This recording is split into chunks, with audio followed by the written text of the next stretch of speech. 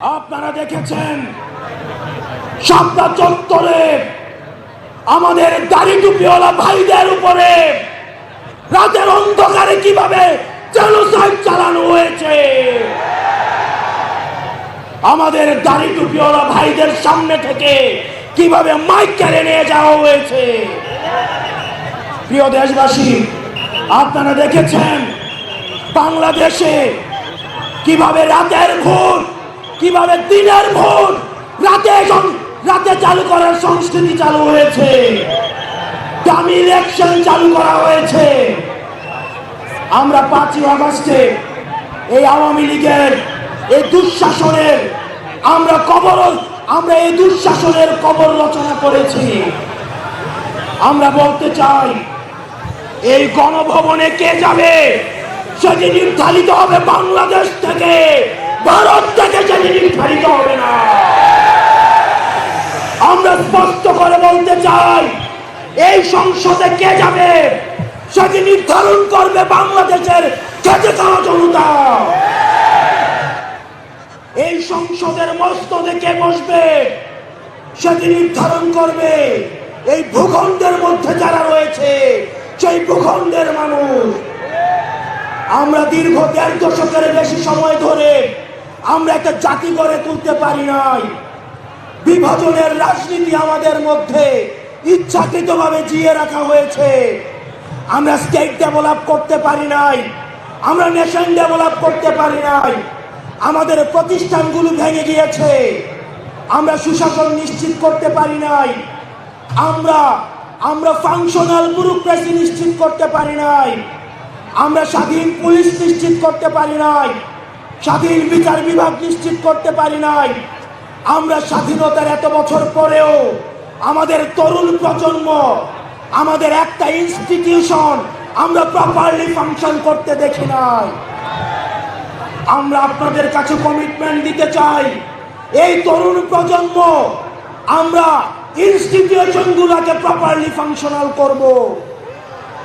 আমরা আপনাদেরকে কমিটমেন্ট দিতে চাই, এই বিভাজনের রাজনীতির ঊর্ধ্বে উঠে আমরা একতার রাজনীতি বাংলাদেশে চালু করব। আমরা স্টেট ডেভেলপ করব। আমরা এই ভূখণ্ডের অধিকার আমরা আদায় করতে পারি নাই। আমাদেরকে মাথায় রাখতে হবে, বিদেশের সাথে আমাদের বন্ধুত্বপূর্ণ সম্পর্ক থাকবে, কিন্তু কোনো প্রেসক্রিপশনের সম্পর্ক থাকবে না। আমরা স্পষ্ট ভাষায় বলতে চাই, আমাদের যখন একটা ছেলে রাস্তায় রক্ত দেওয়া শিখে গিয়েছে, আমাদেরকে কেউ রক্ত দেওয়া থেকে থামায় রাখতে পারবে না। সুতরাং আমরা স্পষ্ট ভাষায় বলতে চাই, আমাদের প্রবীণ রাজনীতিবিদ যারা রয়েছে তাদের অভিজ্ঞতা এবং তরুণদের তেজদীপ্ত এবং অকুত ভয় যে নেচার রয়েছে, সেটার মিথস্ক্রিয়ায় আমরা পরবর্তী বাংলাদেশ নির্মাণ করব। আমরা যতদিন না পর্যন্ত আমরা নিশ্চিত করতে চাই এদেশ থেকে পরিবারতন্ত্র, এদেশ থেকে কবরস্থ হয়েছে। এদেশে কামারের ছেলে প্রধানমন্ত্রী হবে, কুমারের ছেলে প্রধানমন্ত্রী হবে। এদেশে যোগ্যতার ভিত্তিতে এদেশে নেতৃত্ব উঠে আসবে। আমরা স্পষ্ট করতে চাই, আমরা একটা সুন্দর বাংলাদেশ গড়তে চাই, যে বাংলাদেশে আমাদের মধ্যে কোনো ধরনের ভেদাভেদ থাকবে না।